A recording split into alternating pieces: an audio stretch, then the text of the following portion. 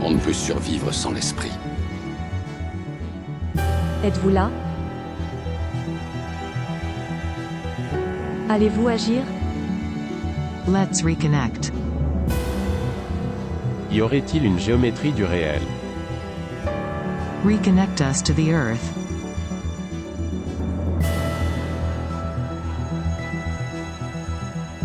Bienvenue dans Géométrie du réel, le podcast produit par le studio des éditions L'Alchimiste. Bonjour à toutes et tous, je suis très heureux d'accueillir aujourd'hui Michael Roch, qui est donc l'auteur d'une petite dizaine de romans et d'un paquet de nouvelles, et qui a d'ailleurs aussi de multiples activités. Et donc, écoute, Michael, je vais te laisser te présenter succinctement, s'il te plaît. Yes, salut. Mais je suis un jeune auteur de science-fiction caribéenne. Je ne sais pas si on peut dire encore jeune auteur, parce que, comme tu l'as souligné, voilà, il y a une dizaine de romans, tout compris, hein, que ce soit des romans numériques ou en version brochée. J'ai écrit un paquet de choses. Mais en tout cas, ouais, sur la scène de l'imaginaire francophone, auteur émergent encore, on va dire ça. Science-fiction caribéenne, du coup, puisque je vis à Fort-de-France et j'écris ma science-fiction à partir de ce lieu-là. Les personnages auxquels je donne vie dans mes romans sont profondément ancrés dans la culture et l'imaginaire, c'est-à-dire la manière de penser le monde à partir de la Caraïbe. Et puis, j'anime aussi pas mal d'ateliers d'écriture, notamment en live sur Twitch. J'en anime aussi en milieu carcéral, régulièrement. Ça fait partie, je pense, de cette passion pour la transmission, notamment de l'écriture que j'ai, de l'écriture et de la littérature. Et puis, par ailleurs, je suis aussi formateur en storytelling dans une école d'animation 3D, ici à Fort-de-France, qui s'appelle Parallèle 14. Voilà, qui produit chaque année un court-métrage. Donc les élèves, je les accompagne, les étudiants, pardon, et étudiantes, je les accompagne dans la création de ce court-métrage. Voilà. Comment ils fagotent leur histoire. D'accord, super intéressant. Donc, tu as plusieurs cordes à ton arc. Je me rappelle aussi que on s'est croisés. On a un parcours un petit peu. Je t'ai vu évoluer avec le temps aussi parce que donc moi mes premiers romans ont été publiés chez Numérique Livre. À la même époque, Oui, il y avait l'histoire de Walrus. oui, Et donc je me rappelle avoir lu, alors je sais plus ce que c'était, je crois que c'était Mortal Derby. ouais. Et peut-être Mortal Derby bien. X, ouais. Ouais, voilà, c'est ça, ouais, exactement. Roman Et puis, post-apo avec des jeux de gladiateurs, enfin, qui sont en tout cas des courses de roller derby, où tous les coups sont voilà, permis. exactement. Et puis, je crois que j'en avais lu un autre aussi. Alors voilà, j'ai les dates là, Walrus 2015. Enfin bon, ça date pas d'aujourd'hui, hein, ça va faire bientôt 10 ans. Donc, tu as quand même pas mal roulé ta bosse depuis. Ouais, ouais. Euh, Tu es passé aussi chez Mu, enfin le label, C'est qui est ça, la belle devenu, mue, ouais. qui est devenu une maison d'édition, si je me trompe pas. Ou La maison l'inverse. d'édition s'appelait s'appelait Le Peuple de Mu au tout début, puis elle a intégré les éditions de Nemos en tant que Exact. label. Voilà. C'est un statut un peu plus large que collection de Nemos. Mais du Oui, coup, voilà, les romans sont siglés Mu, effectivement. oui, voilà, c'est ça. Et puis, depuis peu, donc, tu écris aussi. Alors, Doors, c'est l'application, c'est ça? Doors, c'est une application En fait, c'est le Netflix du livre. Voilà, c'est de la lecture de romans feuilletons sur smartphone. Et, euh, et qui ne s'appelle plus Doors d'ailleurs, elle s'appelle maintenant Vivlio Stories, elle a été rachetée cette application. Et D'accord. pour la petite histoire, en fait, c'est juste le fil tiré depuis Walrus, l'éditeur de Walrus, quand Walrus a malheureusement fermé, a continué son bout de chemin avec l'application Rocambole, qui est devenue Doors, qui est devenue Vivlio Stories. Mais c'est toujours le même éditeur qui est derrière, qui choisit les textes, qui motive son autorat. D'accord. Il s'agit de Neil Gemunci, Julien Simon. Julien Simon, c'est ça, ouais. Neil Ouais, Jomounsi, moi je dis ça comme ça. On ne sait jamais comment prononcer son nom. c'est vrai. Donc, ok, bah, très bien. Donc, un beau parcours et puis tout un tas de nouvelles. Bon, on va pas tout citer hein, chez Mnemos, mais chez d'autres aussi. Et, Euh, et puis et les derniers romans, du coup, chez La Volte. Le dernier roman, en tout cas, Et voilà, chez La c'est Volte. là, tout à fait. Et alors, sans transition, et alors, parce que quand même, tu parlais de Netflix du livre, alors Ouais, là, évidemment, je vais être un peu piquant, mais bon, avec un titre comme celui-ci, donc Témaon, alors, parce ouais. qu'on le voit pas à l'écran, là, je le montre évidemment, mais ce sera podcast uniquement audio. Donc, c'est le titre chez La Volte, paru chez La Volte, Témaon. Donc c'est pour ce titre-là que je t'ai invité dans ce podcast. Et effectivement, là tu parles de Babylone, il y a un langage euh, très très rasta en plus, enfin très. Enfin bon, moi je baigne là-dedans. Mhm. J'ai fait de la musique, j'ai fait du reggae. Alors pour ceux qui le savent pas, peut-être que je le répète un peu trop souvent ou pas, je sais pas. J'ai fait de la musique longtemps. On avait fait la première partie de Trio, tu vois, donc pour Ouais. situer un peu le truc. Et donc voilà. Et donc ton langage, tu mêles le créole, le verlan, etc. J'ai trouvé ça super intéressant, d'autant que je suis né dans le 93, tout ça. Alors, je vais pas faire des clichés, mais quand même, malgré tout, il y a beaucoup de choses qui m'ont parlé dans ta manière d'approcher le monde. Alors, Ouais. voilà, je vais te laisser parler un peu de Témaon, ce livre de SF là. Vas-y, qu'est-ce que tu peux m'en dire hein? C'est pas Qu'est-ce que. facile. Ouais, mais on a foutu un peu la charrue avant les bœufs, là. Oui, mais c'est pas On n'a même grave. pas présenté le bouquin. Ouais, alors, Tamaron, vas-y, ouais. Tamaron, Témaon. tu voulais parler du titre. Le titre, effectivement, il est écrit en créole sur la couverture. Oui, Ça veut dire terre marronne, finalement, terre de marronnage. Ça fait explicitement référence à ce centre caribéen. À l'intérieur, du coup, on va retrouver la langue de ce territoire, les langues de ce territoire même, j'ai envie de dire, qui sont des langues qui vont se décentrer finalement ce qu'on pourrait appeler les langues hégémoniques européennes, anglais et français. Et donc, dans ce mouvement de vouloir décentrer la science-fiction, de vouloir parler d'une science-fiction qui est à la marge de l'Occident, je suis allé chercher tous les moyens possibles et imaginables de décentrer les visions. Et donc, finalement, décentrer l'écriture, décentrer la langue utilisée par les personnages. C'est allé taper oui, dans l'argot. Donc, on a un personnage qui vient de Néo-Marseille et qui parle un argot patchwork un petit peu des cités marseillaises, du port, du vieux port, de la Canebière, un peu de provincial,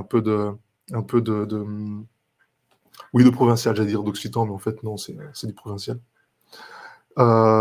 Et puis, à côté de ça, on a des personnages, oui, qui sont caribéens, qui sont des cités caribéennes, et mhm, qui sont aussi emprunts, imprégnés, en tout cas, du vocabulaire euh, lié à la culture reggae, la culture rastafari, la culture jamaïcaine, finalement, mhm, qui a débordé et qui est devenue globale, hein, cette culture, grâce à Bob Marley.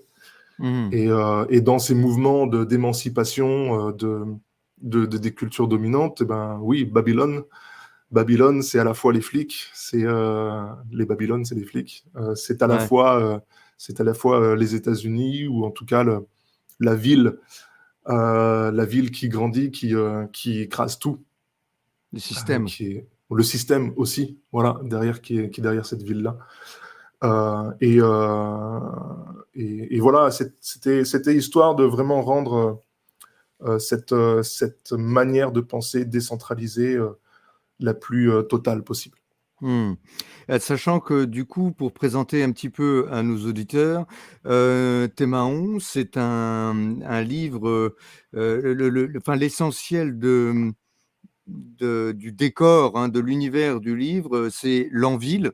Donc c'est une Ouais, ville gigantesque, une mégalopole qui s'étend, alors bon, on ne sait pas sur combien de centaines de kilomètres, mais on a vraiment l'impression, enfin de centaines ou de dizaines de kilomètres, Non, on a mais c'est ça, l'impression hein, que c'est c'est voilà, quelque chose d'immense, oui, et qui s'empilent les uns sur les autres avec un niveau en bas qui est vraiment le les hors caste, on pourrait dire, les gens les plus pauvres, les plus ouais. travailleurs, voilà, et cetera. On a La cette impression, caste effectivement. ouvrière, et puis plus on monte, plus on est dans les hautes sphères, et les gens qui s'occupent donc de diriger et qui vivent mieux, voilà. Et dans cette cité, il y a un petit côté, d'ailleurs, un petit côté cyberpunk. Moi, j'ai trouvé Oui. quelque part, ça transpire pas mal, hein, le comment il s'appelle? Mince. Le Euh, Neuromancien de Gibson, Philippe Cadic, Philippe Cadic aussi, Blade Runner, enfin Blade voilà. Runner, les moutons, les androïdes reptiles de moutons électriques. Exactement, merci. Et donc voilà, et donc on évolue dans cette cité-État, et on suit ces personnages, hein. Donc c'est voilà, c'est marqué sur un quatrième de couve, roman choral, mais il y a cette idée. En plus, ils ont chacun leur langage, donc on suit ceux qui sont tout en bas, ceux qui sont un petit peu au milieu et ceux qui sont Mhm. tout en haut. Et évidemment, à un moment donné, tout s'entrecroise jusqu'à la fin qui est assez. Bon, je ne vais pas spoiler le lecteur, hein, non, je vous rassure. Je vais juste vous spoiler un peu, juste vous donner suffisamment envie. Mais la fin est ouais, c'est beau. C'est beau. Et d'ailleurs, je me suis demandé si tu allais mettre ou pas un petit peu d'espoir là-dedans, parce que je me suis dit, il y a des moments, c'est poisseux, quoi, ça colle un Ouais. peu. Alors, du coup, Ça vient des personnages, effectivement, hein. Ça raconte cette histoire d'une bande de débrouillards. Des débrouillards, c'est des mecs qui vivent de mmh, magouilles et de débrouille, qui sont effectivement dans cette emballe en ville, euh, et qui sont à la recherche de la terre de leurs ancêtres. Voilà, ils se sentent profondément afro-descendants. Euh, et ils sont persuadés que la terre de leurs ancêtres, c'est-à-dire les îles résiduelles de la Caraïbe, qui ont été mangées par la mégalopole qui est l'Anville à leur époque, ces îles-là, cette terre-là existe quelque part et est cachée par les élites, et cachée par les personnes les plus riches de l'Anville, dans les fondations de l'Anville. Et donc, ces débrouillards, ces ouvriers qui ont à une époque utilisé leurs mains pour construire les fondations de l'Anville, vont se mettre en tête d'aller voler une foreuse pour aller taper un petit peu dans ces buildings, à la recherche de trous numériques, voilà, d'espaces vides dans l'Anville totalement technologiquée. alors, sachant que enfin, quand tu dis une foreuse, c'est un truc du genre le trou qu'on voit en Russie, là, hein. C'est un truc Ouais, immense pour creuser le tunnel sous la Manche, quoi, c'est hein. ça, c'est ce genre de foreuse-là. Ouais, on n'est pas dans Ouais. du petit, on n'est pas dans du petit carottage d'archéologue. C'est Voilà, c'est vraiment, ça. ouais, c'est du gros machin. Et, C'est du gros machin. oui, oui, parce que du coup, l'Anville est tellement, voilà, cette mégalopole, tu l'as bien décrite, qui s'étend de la Floride jusqu'au Venezuela. Donc on est bien sur du millier de kilomètres. C'est quelque chose de démentiel, c'est quelque chose de monumental, c'est quelque chose de, voilà, on a ces buildings qui ont totalement, du fait de leur présence, refabriqué le rapport au temps. Le soleil se lève à horizon 1, c'est quand le soleil touche la crête des buildings. Et puis on a cet enchaînement horizon 2, horizon 3, jusqu'à ce que le soleil parvienne dans des étages qui sont, on va dire, bas, médians, dans cette mégalopole. Le soleil n'atteint jamais vraiment le fond de la mégalopole.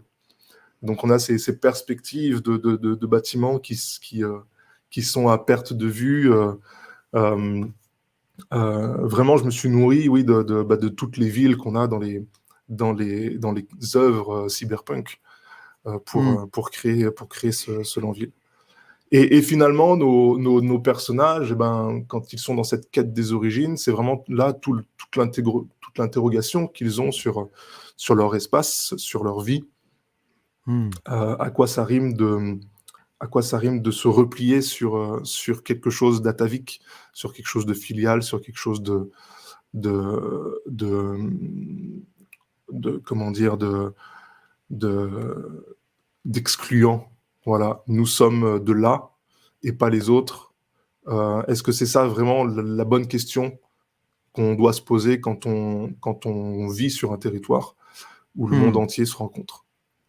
Alors oui, parce que Lanville, et ça fait partie vraiment du roman dès le départ, Lanville est l'endroit de convergence où même la vieille Europe finalement qu'on comprend, s'être plus ou moins effondrée avec le Ouais, temps. On a l'impression que le système finalement, enfin le vieil occidentalisme et cetera, s'est effondré sur lui-même et finalement le mouvement inverse s'est fait pour aller donc, à Lanville et puis tout ce qui est alentour. Parce que d'ailleurs, ça mériterait que peut-être, tu fasses une suite ou un truc, dans ce monde-là, parce qu'il ouais. y a vachement de trucs à exploiter. Enfin bon, ça, c'est mon idée. Ça vient, ça vient, ça vient, ça vient. Ah ouais, d'accord. Et donc du coup, tout le monde vient là, tout le monde s'agglutine, tout le monde vient chercher un petit peu comme un nouvel Eldorado. Moi, c'est comme ça que je l'ai Oui, vu. oui, Mais finalement, avec, cette déception aussi, bon, ben, hop, tu arrives là comme celui-là, un des personnages qui cherche son amoureuse, qui a tout oui. plaqué pour, voilà, pour, il a Pour vidé finir ses dernières, largué. voilà, pour faire: «Ah ben, on dit pas, on n'a rien dit», voilà. C'est les premières plages, c'est les premières pages, hein, donc il y a pas de souci pour ça. Mais beh, oui, mais on sait pas si bon, on sait Elle pas a s'il le disparu, trouve ou quoi, pas. Voilà, ouais, sans voilà. nouvelles. Et voilà. Alors par contre, du coup, ce qui m'intéressait aussi et ça je voulais, qu'on en discute, hem, qu'est-ce que parce qu'il y a une dimension vraiment, presque symbolique, philosophique dans ton livre. Bon, tu abordes, cet esprit, décolonialisme, il y a cette référence donc, au rastafarisme, à Bob, au système, à Babylone et cetera. Cette idée que Ouais, bon, voilà, le système va s'écrouler et cetera. En même temps, tous les acteurs du livre se posent la question du sens. Et par exemple, page 108, là, tu as une réflexion très intéressante sur quand une langue domine l'autre, eh bien, forcément, c'est pour, effacer la culture de la langue qui est dominée. C'est ouais. pour, absorber l'autre. Il y a tout un tas de réflexions qui est vraiment très intéressante et je voudrais bien ton point de vue. Pourquoi tu as été chercher ces questions-là, toutes ces questions-là, la domination, l'effacement de la culture, les C'est c'est racines? c'est des questions qui sont effectivement, vivantes, aux Antilles françaises, en tout cas, Mmh. en Martinique, en Guadeloupe, pour ne pas parler que de ces 2 îles. Heu, le créole a très longtemps été, interdit, à l'école, Mmh. dans les générations qui sont juste au-dessus, de la nôtre et jusqu'à, aliéner, les esprits de ces personnes-là qui refusaient finalement de parler créole même, dans un cadre, privé à domicile. Mmh. La Qui censure était refusaient de voir leurs enfants parler créole, ouais. La censure était tellement forte, que, finalement ça se faisait pas. Et je précise Oui, au passage que tu es né en 87. je suis C'est né en ça, hein? 87, ouais, je suis né en Voilà. 87 Mmh. et oui, il fallait parler français pour pouvoir s'assimiler, pour pouvoir, justement être dans cet esprit éventuellement de départementalisation, qui a été initié par Césaire, dans cet esprit de rattachement à la France hexagonale. Ces considérations sur la langue, finalement, elles sont tout à fait universelles parce qu'on les retrouve sur le territoire continental, avec le Mmh mh. breton, avec le vendéen, avec l'occitan, qui sont, qui sont dans une, situation qui est pire que celle du créole. Parce que le Mmh. créole vit encore malgré tout, hem, il y a eu un tel mouvement de résistance qui est lié de fait à l'abolition de l'esclavage, à la révolte des esclaves du Carbet en Martinique, notamment, cette révolte, ce souffle du marronnage, de rester vivre libre en dehors de la sphère dominante, a permis qu'aujourd'hui, le créole est parlé de manière politique, il est parlé dans les cercles culturels, il est parlé dans les sphères politiques aussi. On a un président de région, Serge Letchimy, qui n'hésite pas aux assemblées à parler uniquement en créole. Alors aux assemblées ici en Martinique, hein, il s'exprime en français dès qu'il est au Parlement français, Oui. à Paris. Mais sinon, dans la rue aussi, on parle créole, et puis entre amis et à la maison, on parle aussi à nouveau créole. Ce sont des choses qui ne se voient pas en Bretagne, qui ne se voient pas en Vendée, ou qui ne se voient pas en Languedoc. Je confirme. Et c'est là où on voit que la stratégie d'assimilation de l'État français, de la République française, quand elle est née, elle a terriblement réussi, malheureusement. Cette question de révolte, cette question de lutte contre la langue dominante, elle est tout à fait universelle, et je me suis appuyé du coup sur les réponses apportées par l'imaginaire caribéen pour fabriquer la pensée qu'il y a dans Terre-Marron autour de ces questions-là. Donc oui, on peut se poser la question à quel moment on accepte qu'une langue qui est en nous vienne dominer l'autre, vienne l'effacer, vienne l'assimiler, en fait, l'avaler, l'avaler pour la nier, pour lui empêcher toute existence. Alors, il y a une chose qui est intéressante dans toute ta réflexion et qui traverse le livre, hein, en filigrane, et d'ailleurs pas que en filigrane.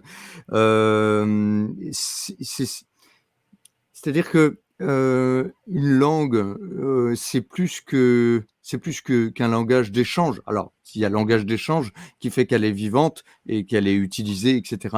Mais il y a une façon de penser qui est liée à un lieu, à une terre. Enfin, en tout cas, moi, c'est comme ça que je le vois.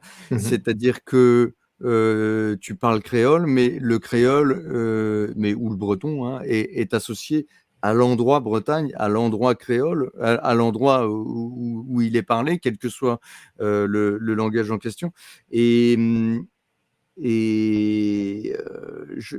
Annihiler le langage, c'est aussi déraciner. C'est-à-dire déraciner du lieu. C'est aussi déraciner de la pensée, des idées qui sont associées au lieu, à l'imaginaire qui est associé au lieu. Je pense par exemple aux faits, aux histoires, aux contes. Quand on efface une langue, on efface le conte qui va avec, on efface l'imaginaire qui est associé au lieu. Donc c'est vraiment un déracinement presque spirituel, on pourrait dire, hein, presque physique aussi. Ça va très loin en fait, et ça se voit dans cette immensité où en fait tout le monde est perdu dans l'envie. Parce que même ceux qui sont en haut, même s'ils sont riches, finalement, ils sont aussi perdus que ceux qui sont en bas. Ouais, c'est une bonne manière de voir. En tout cas, ils ont ce même rapport à la langue et aux langues, puisque sur ce lieu caribéen, finalement, la terre entière s'est rencontrée. Alors, c'est pas moi qui le dis, c'est une citation. C'est une citation d'un philosophe martiniquais qui s'appelle Édouard Glissant, et qui a apporté au monde ce qu'il a appelé la relation. La relation, c'est la manière que le monde a de relationner, c'est-à-dire de se rencontrer, d'échanger, avec plus ou moins de violence, avec plus ou moins d'enrichissement, avec plus ou moins de repli sur soi. On peut être dans un repli sur soi totalement identitaire, accroché à une seule langue, accroché à une seule manière de voir le monde, quitte à vouloir l'imposer au reste du monde. Et on peut être dans une relation qui est justement totalement ouverte jusqu'à ce qu'on va appeler le partage des ancêtres. C'est-à-dire le partage finalement des imaginaires, le partage des historicités des individus, c'est-à-dire ce qu'ils ont vécu. On reconnaît en l'autre que oui, il a souffert ou que oui, il a fait du mal, mais ça ne va pas nous empêcher d'aller plus loin que ce que l'on est aujourd'hui. C'est-à-dire que de notre rencontre peut être généré quelque chose de tout à fait neuf et, si possible, de beau, de bon, en tout cas, pour le bien commun. La langue, pour moi, c'est le premier marqueur de cette relation. Et la langue créole, elle est empreinte. Empreinte? Elle est pleine. Ouais. Elle est pleine de termes qui viennent des pays africains qui ont été touchés par la traite, qui viennent des pays européens, parce qu'il y a plusieurs créoles sur le lieu caribéen, des créoles à base française, des créoles à base anglaise, des créoles à base néerlandaise. Et on a aussi une forte présence latinx, espagnole, hispanophone, on dit ça comme ça, je crois. Et du coup, tout ça se mélange et va nous donner une langue qui est sans cesse renouvelée, qui vibre à chaque fois qu'elle rencontre un individu, parce qu'il porte en lui une partie du monde. Et donc la relation, finalement, s'exprime par cette langue. Refuser une seule langue et accepter la manière de fabriquer la langue des autres, fabriquer notre propre langue pour échanger communément, c'est ça, finalement, une relation qui réussit à travers la langue. Sachant que pour en revenir au titre, justement, Témaon, il s'agit tu parlais du marronnage tout à l'heure. Après, je me suis dit, mais peut-être que nos auditeurs ne savent pas forcément ce dont il est question. Et tu parles des esclaves marrons, c'est-à-dire de ceux qui se sont enfuis. Ouais, des personnes marronnes, des nègres marrons. Donc, ce sont les personnes esclavisées qui ont échappé à la plantation. Qui par un acte de résistance au seuil de la mort, hein, finalement, puisque dans les cales des navires négriers et sur les plantations, c'est du travail sous la torture et la mort qui nous pend au nez chaque jour. Donc dans cet ultime, finalement, acte de bravoure, dans ce baroud d'honneur, on pourrait dire, cette ultime résistance, ces personnes-là n'ont pas fui, mais retrouvent leur liberté. Oui, c'est ça, oui. Quand je disais fuite, a quelque chose d'effectivement de défaitiste, de couardise. Alors qu'en réalité, pas dans ce sens-là. Oui, non, mais oui, j'entends bien. Mais voilà, ce terme, moi, me pose question, en tout cas. Et j'essaye toujours de le contourner, parce qu'on est effectivement sur des personnes qui, certes, elles sont face à un danger, mais c'est d'abord pour retrouver leur humanité qu'elles s'échappent de ces plantations. Et donc, les personnes qui vivent libres en dehors des plantations, en dehors du système plantationnaire, on les appelle les marrons, les marronnes.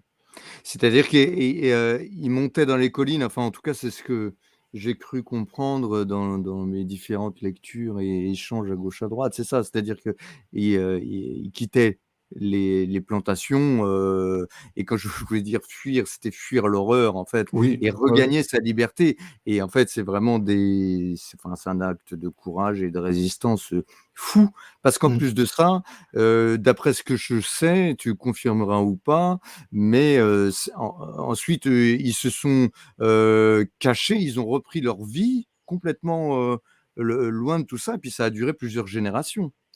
Oui. Alors, c'est dingue. Le marronnage, effectivement, c'est un terme qui va définir la culture marronne, qui va définir aussi le mouvement d'évasion. On a de gros exemples, notamment au Brésil. Là-bas, on les appelle les cimarrones. Cimarron, qui ont créé des villes entières dans la jungle, Voilà, des ouais. villes de 10 000 habitants, qui ont duré plusieurs années. Mais le marronnage, c'est pas que la fuite vers l'échappée vers les mornes. C'est aussi les actes de résistance qui vont être sur la plantation. C'est aussi la manière de répondre au maître de la plantation, celui qui dirige les travaux des champs, de lui répondre non sans dire non, de lui répondre oui sans dire oui. Il y a des techniques pour ça. C'est aussi ralentir le boulot pour le faire le moins possible, et donc lui donner le moins possible de nous-mêmes, de notre... parce qu'on est, finalement, notre corps et devient la ressource de ce système plantationnaire, la ressource première. Donc cette résistance, elle est variable, elle est d'intensité variable. On en retient effectivement de manière romantique celle de l'échappée vers la forêt, mais elle est vraiment partout. D'accord, donc ton titre fait quand même référence à tout ça. Ouais, ceux qui sont dans les marges en tout cas, en dehors ou à l'intérieur du système de l'enville. Ouais. L'enville qui mange. D'ailleurs, il y a un jeu de mots avec l'enville ou non? L'enville, ça veut dire la ville. Hein, dans les D'accord. œuvres cyberpunk, très souvent, c'est The City, là où le protagoniste évolue. L'enville, c'est aussi une manière pour nous, en Martinique, de dire on descend en centre-ville, on va en ville. Littéralement, c'est ça. L'enville, L'En-VI-2LE. C'est ça. Mais c'est un concept aussi qui a été défini par une universitaire qui s'appelle Dominique Aurélia, puisque ici en Martinique, finalement, il n'y a qu'une seule ville, c'est Fort-de-France, et les autres communes sont des bourgs. On appelle ça des bourgs. Et Fort-de-France, c'est là où on va se retrouver, justement, où tous les bourgs de la Martinique vont se retrouver, en tout cas les habitants des bourgs plutôt, vont se retrouver pour échanger des nouvelles, pour échanger des marchandises, des choses qui ont été fabriquées sur le lieu rural et qui vont être vendues, troquées, négociées dans le lieu urbain. Et donc finalement, l'enville devient le lieu où on fait société. Et donc par extension, ici, la Lenville de Tamaron, c'est le lieu où le monde se rencontre. Le monde vient ici pour faire monde, pour faire humanité, finalement, c'est ça. Et d'ailleurs, une autre dimension de ton livre que j'ai beaucoup apprécié aussi, c'est la réflexion sur tout ce qui était technologique, le transhumanisme. C'est-à-dire qu'à un moment donné, tu dis qu'il y a quelque chose qui confine à la fuite de l'humanité par par le transhumanisme, intégrer la technologie. Alors bon, c'est un sujet qui me parle, que j'avais exploré avec 2048, avec les implants cérébraux qui faisaient que le réel était tellement filtré, tellement transformé, tellement augmenté qu'on finissait par ne plus savoir ce qu'était le réel. C'était la réflexion globale de 2048. Et d'ailleurs, je retrouvais des idées similaires.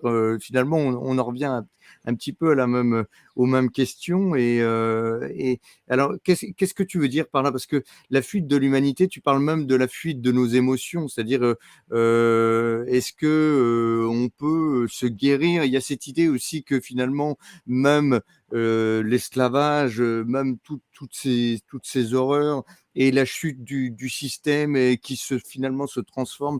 Je vois au tout début, attends, comment tu dis ça? Tu parles des j'ai perdu la page.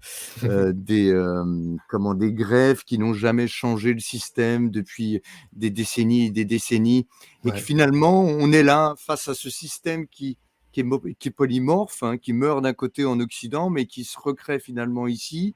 et finalement, pour fuir ce système qui est écrasant, on va s'implanter des trucs dans le corps pour essayer de gérer nos émotions, faire que les murs soient plus beaux, Ouais. qu'on fuit nos propres pensées. Donc finalement, on se fuit nous-mêmes. C'est On se fort ce que tu as fait, hein. on se fuit nous-mêmes et on fuit toute capacité à réfléchir sur comment on peut changer le réel, changer notre entour, puisque le problème vient de là, le problème vient de l'entourage. Et on le traduit par un mal-être intérieur. Et donc, on va plutôt essayer de modifier son intériorité au lieu de lutter contre ce qui nous entoure. Ça, c'est ce que porte un des personnages, effectivement, qui est hypersensible, qui a vécu un traumatisme dans sa vie et qui va chercher à oublier tout ça en se bardant de capteurs qui vont pondérer ses émotions. Et à côté de ça, on a un autre personnage, Pat, qui lui veut absolument rester pur, qui est digne héritier du conservatisme Rastafari par ailleurs, hein, qui va refuser déjà d'emblée de manger de la viande, qui va refuser de modifier son corps et qui va juger ceux qui modifient leur corps des humains. Il les appelle les démounés. Voilà, les Moon, démons? c'est une personne en créole. D'accord. Ouais, il y a un petit Et jeu de mots avec le démon, effectivement. oui, d'accord. Eh oui, eh oui. Démounés, voilà, des personnes qui sont dépersonnifiées finalement, qui ne sont plus humaines. Ce sont des visions. Alors, c'est pas des visions que je partage entièrement, mais c'est vrai que ce rapport à la technologie qui serait là pour réparer le corps, c'est une vision tout à fait technosolutionniste de la vie, comme si finalement un corps ne pouvait exister que d'une seule manière et qu'il faudrait cacher les corps accidentés, qu'il faudrait les réduire à néant aussi, c'est-à-dire les réparer pour qu'ils soient beaux, enfin. C'est une vision du monde qui est très proche de l'eugénisme. Et cette vision du transhumanisme, finalement, nous mène à ça. Alors qu'au contraire, pour moi, plus il y aura de diversité et de respect de la diversité, plus on va s'écarter de cette envie de tout vouloir contrôler par la technologie et surtout nos corps. Donc voilà, je sais pas trop comment quelle direction prendre autour de ça, mais valoriser finalement la multiplicité des regards qu'on porte sur la technologie. Ça fait partie de cette relation au monde, de cette diversité des imaginaires qui nous tient parfois en contradiction. Là, je parlais de Pat qui était contre la technologie. Et finalement, son fils est lui-même obligé de porter avec lui une technologie s'il veut continuer à avancer dans la vie. Son propre fils. Donc du coup, ça crée des conflits, ça crée des tensions, mais ces tensions sont structurantes dans le sens où elles permettent la discussion, elles permettent aux idées d'émerger et aux choses aux relations de se lisser. Oui, tu cherches, c'est marrant parce que tu cherches toujours une issue quelque part qui soit positive, entre guillemets. Je dis pas qu'il faut que tout soit tout blanc ou tout noir, hein, mais il y a une idée de marcher vers la conciliation, voilà, tu as tes différences finalement. D'ailleurs, ça se retrouve dans la fin que tu as fait, qui était finalement une fin ouverte. Enfin, pas complètement, mais on peut imaginer plusieurs suites immédiates, hein, quand par exemple ils montent dans les espèces de canaux où ils sont tous allongés. Bon, je vais pas en dire plus, mais du coup, pour aller encore plus loin, parce que bon, c'est un peu ce qu'on fait dans Géométrie du réel, on aime bien. Ouais. Tu parles de blessures du monde et de l'invisible. Alors là, moi, j'ai bu du petit lait, hein, évidemment. C'est mon dada, l'invisible, l'énergétique, tout ce qui a trait à l'esprit. Et enfin, pour moi, je vis comme ça. Alors, bon, je vais peut-être dire quelque chose de. Mais j'ai l'impression qu'en tout cas, dans les Caraïbes, vous êtes plus proche de vos racines, de cette vision un peu. Que je dirais, il y a la spiritualité, il y a les esprits, c'est encore quelque chose de réel. Alors, je ne sais pas si tu vas me Mmh. dire oui ou non. Peut-être, c'est pas le cas de tout le monde, évidemment. Il y a toute la richesse de l'humanité, évidemment, toutes les visions possibles. J'ai l'impression qu'en Occident, c'est limite tabou, et en même temps, on a tous un magnétiseur et une tati qui a été voir machin. Ouais.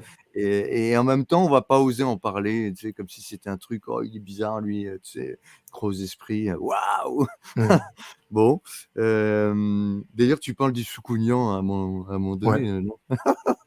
Ça m'a fait, bon, bref. Et donc voilà. Alors, revenons à ton livre, Blessures du monde et l'invisible. Moi, j'ai trouvé ça magnifique. Ce pont que tu fais entre l'hypertechnologie, Ouais. les blessures du monde, c'est-à-dire tout ce qui est caché, parce que voilà, c'est les blessures du monde, Dieu sait qu'il y en a. Et par exemple, pour reprendre l'histoire de l'horreur de l'esclavagisme, de l'esclavage, qui a duré presque 400 ans, putain, c'est un truc de fou, quoi. C'est un truc de Mmh. fou. Et tu dis d'ailleurs que l'Occident, quelque part, en s'effondrant, a toujours pas trouvé le moyen de s'excuser, a toujours pas trouvé le moyen tu Non, vois, mais de ouais, se faire de réparer, pardonner. de réparer. Donc, voilà, de réparer, de Mmh. montrer au moins un acte qui montre qu'il veut se faire pardonner. Et l'invisible. Alors, quel pont tu fais là-dedans? Parce que c'est. Ouais, je sais pas, c'est une espèce de doux rêve, mais je pense que ça peut exister, hein, des gens qui vont jusqu'à penser que la technologie peut guérir l'invisible, peut guérir cette sensibilité qu'on a au monde finalement, comment le dire, ce monde-là, ce monde dans le monde, ce monde qui est Mhm. sous le réel, quoi, qui est dans le réel. Mhm. Euh, c'est quelque chose qui est quand même très prenant, très présent aux Antilles. Dans les Antilles françaises, on a un rapport aussi assez contradictoire, en tension avec le vaudou, notamment le vaudou haïtien, puisque du coup on partage cette langue française. Mhm. Euh, je dirais pas que personne n'y croit, je pense que tout le monde y croit. Sauf que les gens ne veulent pas y croire. Mais quand ils tombent sur une offrande qui est au milieu d'un carrefour, personne n'ira la ramasser. Parce qu'on sait que celui qui la ramasse, c'est pas bon pour lui. Oui, donc Euh, il y a cette espèce de tabou. ouais, Ah oui, donc c'est c'est, intéressant. ouais. Dans les Antilles françaises, c'est beaucoup ça. Mais on a quand même des Ougans, c'est-à-dire des prêtres vaudous. On a quand même des mambos, des prêtresses vaudous, ici en Martinique, qui officient. On a quand même pignon sur rue des magasins qui sont des espèces de bureaux pour consulter ceux et celles qu'on appelle les quimboiseurs, les quimboiseuses, les séanciers, les séancières, donc quelque part les rebouteuses et rebouteurs qu'on a en France. Pignon sur rue, mais c'est opacifié. C'est opacifié par à Fort-de-France, par exemple, dans une rue, on a une espèce d'étal, une grosse cagette avec une montagne de caleçons à vendre. On passe devant sans s'arrêter parce que c'est pas comme ça qu'on achète des caleçons, quoi. Ils sont là Mhm. dans la rue, il y a les pots d'échappement qui passent dans tous les sens. Mais si on rentre dans la boutique, on s'aperçoit que c'est pas une boutique de sous-vêtements masculins, c'est une boutique qui vend des statues à l'effigie de la Vierge Marie. Et on se dit, bah tiens, c'est une boutique religieuse finalement. C'est un peu contradictoire avec les caleçons qui sont devant, mais bon, ok. Et il y a un vigile au fond de cette boutique. C'est pas du tout le vendeur de la boutique qui vend pas du tout des statues de la Vierge Marie, parce que derrière le vigile, il y a la docteur Feuille, la doctoresse Feuille, si je peux dire ça comme ça, la quimboiseuse qui est là, qui officie derrière. Et on ressort de la boutique, pas par l'entrée de la boutique, par une autre porte qui donne sur une autre rue. Donc ce sont des choses qui se font. Moi, j'ai dans mes amis des personnes qui font des rituels chez elles, des rituels liés au domestique, hein, pas du tout pour jeter des sorts ou pour guérir des personnes. Non, des choses pour vivre bien dans le lieu, parce que dans le lieu, il y a aussi les ancêtres qui ont vécu là. Bien sûr. On a une relation à l'ancestralité qui est très forte. On sait que sur nos plages, si on creuse un peu, on peut tomber sur des ossements de personnes esclavisées. Donc le sable est empreint de cette douleur-là, de ces cris-là. Et pourtant, c'est le lieu privilégié de tourisme. Donc on a cette ambivalence des choses qui fait qu'on est sur un double rapport au monde, un double rapport au réel. Et finalement, oui, la technologie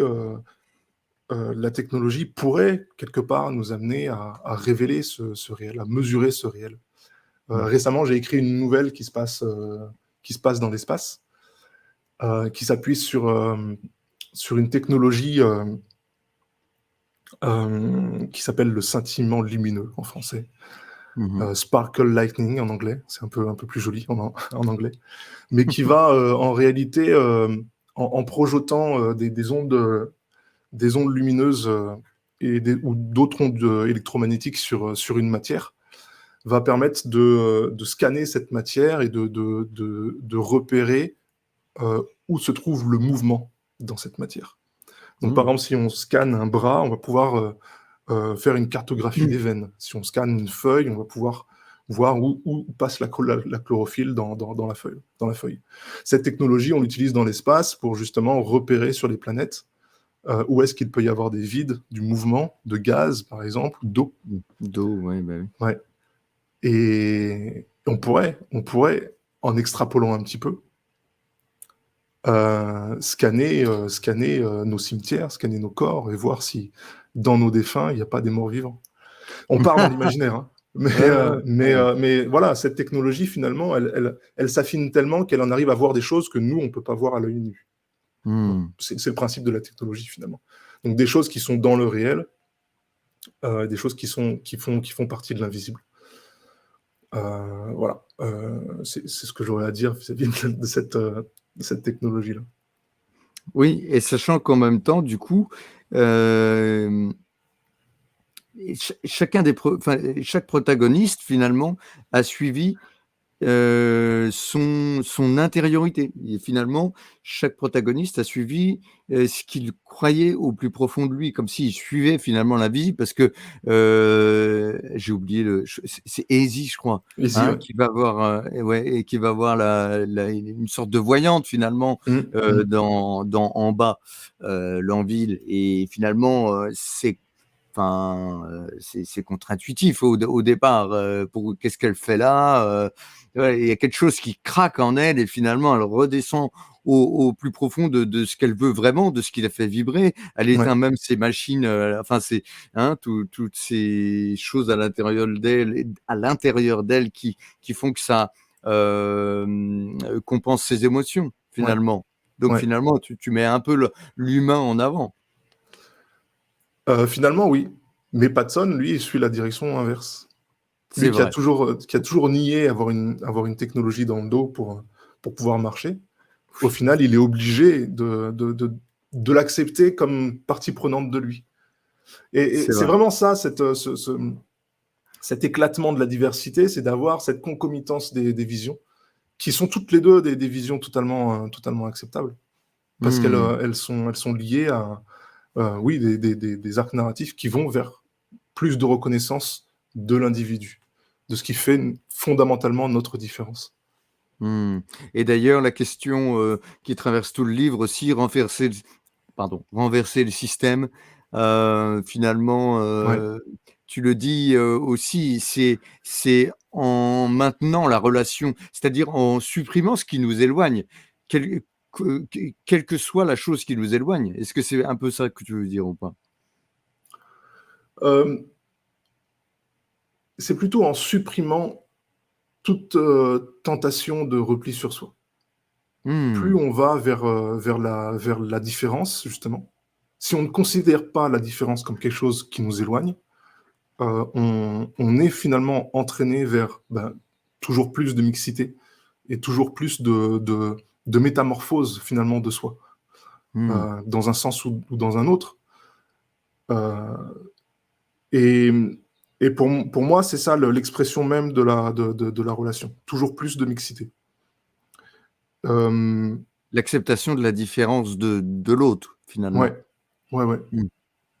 ouais, ouais. Si on respecte cette différence, si, l'autre respecte notre différence aussi, Mmh. non pas à l'échelle collective, hein, mais à l'échelle individuelle, Mmh mh. il n'y a plus aucune raison de, mmh, de faire la guerre. Je prends le raccourci maximum là, Oui, bien mais, sûr, mais si on érige la différence, heu, comme étant la chose peut-être la plus sacrée au monde, plus rien n'empêche de vivre ensemble, dans finalement dans le respect qu'on cherche quand on dit, voilà: «Moi je suis noir» ou «Moi je suis français» ou tu vois? mmh, mmh, mmh, mmh. Ouais, ou moi je suis, j'ai mon implant, IA, Ouais, et cetera. Finalement, c'est ouais, c'est aussi ça. Ou alors je viens mmh, d'en haut ou je viens d'en bas, ouais. C'est-à-dire mmh que mh. l'individualité, ce qui nous rend, individualistes, éclate Mmh. et on tombe dans ce que je le cite dans le bouquin, le poète, Sangral, on tombe dans Oui, l'individuité.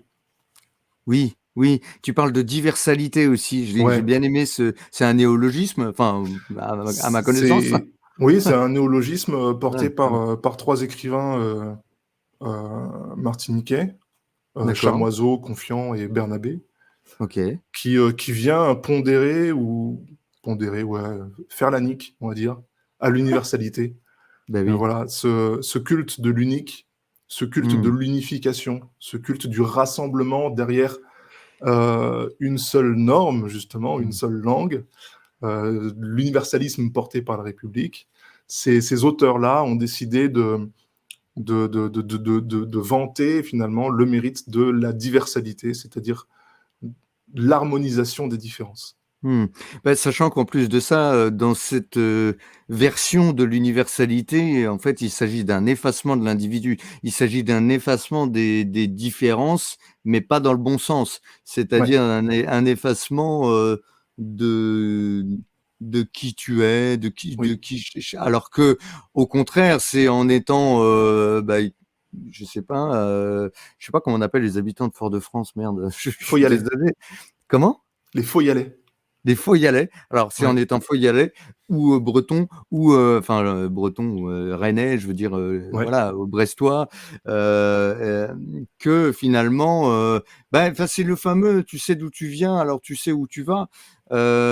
Tu sais qui tu es, Oui. c'est voilà, c'est tu as tes racines, tu es ancré, donc c'est comme ça que tu peux résister au vent et que tu peux aller aussi, à l'encontre de l'autre. C'est dans toutes tes différences que tu fais que tu es vivant et que tu peux et que l'autre aussi, puis que finalement, et lui, il accepte tes différences, toi, tu acceptes sa différence, et c'est là que ça c'est moi, c'est ce que j'ai vu dans ta diversalité, Mais dans oui, ce c'est que tu ça. mets dans le ouais, C'est ça, c'est exactement fort. ça. C'est-à-dire que l'absolu collectif disparaît, Mmh. l'archétype disparaît aussi. Quand on a eu ce problème avec, l'ouverture de la coupe, de rugby là, la coupe du monde de rugby, je crois, à Paris, Ouais, avec, ouais. Jean Dujardin qui était en portant qui portait le béret et la baguette, au centre du stade, qui s'est fait, bah, charrier par, l'image du bon français qu'il renvoyait. Mmh. Heu, Beaucoup de Français ne se sont pas reconnus là-dedans. C'est parce que justement l'archétype, n'est plus viable. L'absolu collectif n'est plus viable. Le français n'est plus un mec avec un béret et une baguette. C'est une multiplicité d'individualités qui font la richesse finalement de cette France-là. Ah bah oui, c'est clair. Sachant qu'en plus de ça, la langue qui efface et qui prend le pas sur l'autre, c'est surtout l'anglais, hein, Ouais. de plus en plus. Mhm. Et du coup, c'est l'anglais du système, c'est l'anglais du shitstem, Mhm. hein, de Babylone, même. Voilà, on est en plein dedans, hein, c'est clair. Et donc nous aussi, on se fait manger. C'est comme s'il y avait plusieurs niveaux. D'abord, on mange les plus bas, et ensuite un peu plus haut, et ensuite de plus en plus grand, tu sais. Ouais. Ouais. Bon, il va falloir remettre ça à plat. Mais donc, ce que j'ai bien aimé aussi, c'est que finalement, tu questionnes même l'idée de révolution, tu questionnes même l'idée de renverser le système. J'ai Oui. l'impression que ce que tu dis, plutôt que de renverser le système, noyauter le système de l'intérieur en vivant nos différences, et finalement le système s'auto-désagrège. Est-ce que c'est Oui. ça que tu voulais dire ou pas? Mais c'est ça, hein. En fait, c'est ça le marronnage. C'est que le système ne tient pas à partir du moment où on le vide de sa substance première, qui est l'exploitation de nos corps, de nos pensées, de nos langues. Mmh. Euh, euh, comment dire? Ah, j'essaie de rebondir sur ce que tu viens de dire, mais ça vient de m'échapper. Je l'avais en tête et je l'ai plus en tête, mon Dieu. C'est Euh, ça le marronnage, c'est cette idée de noyauté, comme je disais, de l'intérieur. Oui, oui, oui, voilà, c'est ça. C'est que même la révolution, en fait, même la révolte, même la lutte, ou en tout cas la grève qui est menaçante dans le roman, Mmh. euh, même ça, c'est une réponse qui va nourrir le système. Mmh. Puisque finalement, c'est même un des personnages qui le dit, Cossoré, bah, les grèves sont inclus dans les rapports économiques. Voilà, on a un pourcentage, on sait qu'on a un pourcentage de, de, d'aléatoires qui sont dus aux grèves éternelles de l'Anvil. Euh, Donc c'est prévu, quoi. parce que finalement, quand on demande plus de droits, quand on demande plus d'égalité sociale, Mmh. qu'est-ce qu'on fait? On demande à l'État d'être encore plus interventionniste dans nos vies. Mmh. Alors que le marronnage, c'est tout le contraire. Le marronnage, c'est non, vous faites votre truc, ok, c'est pas pour moi, je vais ailleurs. C'est ça. Mmh. Ah, c'est très, très intéressant, surtout surtout à notre époque et surtout vu ce qui se profile et ouais, ouais, c'est hyper important et je dirais même, enfin bon, c'est un peu, enfin, ce qu'on fait finalement avec ce podcast, tu vois, cette rencontre, voilà, qui s'est faite un peu par hasard, tu vois, je te vois aux Utopiales, bon, je t'interpelle, on se dit: «Ah, on se fait un podcast», 2 mois après, on fait le podcast, il va être écouté par quelques centaines de personnes et cetera et finalement, hem, peut-être que c'est un peu, enfin, j'ose espérer que c'est un peu ça qu'on fait, et que c'est un peu ça que tu diffuses dans ton livre et moi je trouve ça super chouette parce que là, il y a une réponse quasi, je sais pas si c'est politique ou bah, c'est une réponse humaine en tout cas à ce qu'on Ouais, vit c'est les deux. ouais, ouais, c'est les 2. Ouais. Bon, bah, Tout est c'est politique finalement. ah, tout est politique, oui, Tout est merci de le politique. dire, Ouais. c'est clair. Même quand on veut pas être dans la politique, bon, on sait que la politique a une ligne pour nous sur son agenda, donc Mmh. on peut Si pas y tu échapper. si tu t'occupes pas de politique, la politique s'occupe de toi, hein, c'est C'est ça. ça, Mmh. c'est ça. Donc, au bout d'un moment, ben oui, réfléchir à comment on se positionne dans le monde, quel est le monde qu'on nourrit, quelles sont les idées qu'on porte, qu'on amène, Mmh. permet justement soit d'éviter, soit d'échapper à cet avalement, sauf si on veut être assimilé. Hein. J'ai rien contre ceux qui veulent s'assimiler. C'est leur problème. Faut-il qu'ils en aient et est-ce qu'ils en ont réellement conscience? Des fois, oui, je pense. Hein. Mmh. Des fois, ils en ont conscience. Des fois même, cette conscience-là relève d'une manipulation du système. Le système fait en sorte qu'on pense que c'est bien de s'assimiler, donc du coup, on le suit dans ce jeu-là. Mmh. Euh, L'idée avec Tamaron, oui, c'est de fabriquer d'autres visions du monde, d'autres manières de penser et d'aborder la relation au monde dans lequel on vit. C'est pas tant d'imposer d'emblée de nouveaux modèles de bien commun, c'est-à-dire c'est pas de fabriquer des utopies, c'est plutôt de montrer quels sont les chemins qui nous permettent de sortir de la dystopie. C'est ce que j'ai appelé la contre-dystopie. Mais voilà, pour moi, si on invoque des utopies, des avenirs désirables, etc., c'est bien, mais quand on doit payer le loyer tous les jours, trouver à bouffer, etc., c'est bien de nous dire aussi comment se sortir de la merde, justement. Quel est le chemin pour sortir de là? Et quel est le chemin pour sortir de l'ensauvagement et de la merde qu'on a dans nos esprits? Quand je dis la merde, c'est le repli sur soi, le repli identitaire. Voilà, c'est ce que j'ai essayé de développer dans Tamaron, et c'est ce que j'essaye de développer dans les autres textes qui sont autour de Tamaron, qui sont dans le même théâtre de cette mégalopole de Lanville. Tu en as d'autres? Tu veux donner des titres? Il y a des nouvelles qui circulent sur le net, aux portes de Lanville, Avaler la terre, qui sont en accès gratuit, par exemple. D'accord. Il y a des nouvelles qui sont dans des revues comme Bifrost, qui sont dans des anthologies, comme l'anthologie des Utopiales en 2019, il me semble. L'anthologie des Imaginales aussi, des Imaginales d'Épinal, sur l'afrofuturisme. Mais voilà, ce sont des textes qui vont attention, exclus, hein, qui vont être publiés en recueil cette année-là. Yes. Donc on pourra réaborder tout de go sans avoir à faire de recherche. Voilà. Ok, super. Eh ben, écoute, de toute façon, comme d'habitude, on mettra tous les liens. Tu me donneras tout ça et on mettra tous les liens dans le descriptif du podcast. Yes. Et puis sur le site. Voilà. Est-ce que tu as un mot de la fin? Est-ce que tu veux, je sais pas, nous partager quelque chose, une pensée, des lectures à conseiller, je sais pas, tout ce que tu veux. Qu'est-ce que tu veux nous partager? Waouh, j'en sais rien. Qu'il soit dans le thème ou complètement hors thème? Ce que tu veux, carte blanche. Carte blanche. Oh mon Dieu. En ce moment, je suis en train de finir un bouquin qui s'appelle La Trame, qui est sorti chez La Volte aussi, qui a été écrit par un collectif d'auteurs. Je te le montre, mais en fait... On le verra pas. Il n'y a pas d'image, quoi. Le Bombix Moi Collectif qui a écrit ça. Et... qui est tout à fait particulier, et je dirais qu'il appartient à ce mouvement littéraire naissant du cozy, de la cozy littérature. Tu vois, la littérature sans trop d'enjeux qui soient cataclysmiques, des enjeux, plutôt des perturbations, en fait, des perturbations qui viennent un peu titiller les personnages, et puis ça se résout au bout de 3 pages, et puis on passe à une perturbation suivante, et puis ça fait du bien de lire ce genre de lecture. Là, on est entre les deux.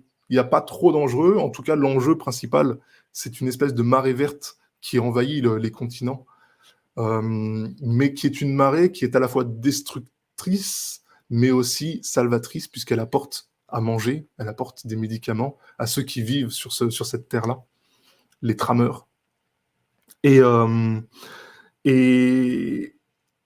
c'est comment dire, c'est une langue qui est tout à fait virevoltante comme la Volte c'est les publier. C'est des personnages qui vivent dans cette marée-là, qui se débrouillent, qui entrent justement en relation, et on s'attache à eux plus qu'à cet enjeu de cette marée omniprésente et dangereuse. Et ça fait du bien d'aller découvrir des univers qui sont tout à fait originaux, comme celui-ci, quoi. D'accord. Et donc ça, c'est un recueil, alors, finalement? Non, c'est même pas... Non, c'est un court roman. Un court roman, d'accord. Un court roman de plusieurs textes qui ont été écrits les uns à la suite des autres, tous dans ce même théâtre de cette marée verte, marée végétale. mais qui est haut en couleur, haut en vocable aussi. Voilà, je peux peut-être lire les 5 premières lignes aussi. Vas-y si tu veux. Allez, c'est parti. Tu as vu la tour de l'Héroba, couru sous le phare de Rivaille et sur les bords de l'océan radial, pris les caravelles qui parsèment les zones fauves, en priant pour que la soif, les liards et les marées vertes t'épargnent. Ils ne t'ont pas épargné.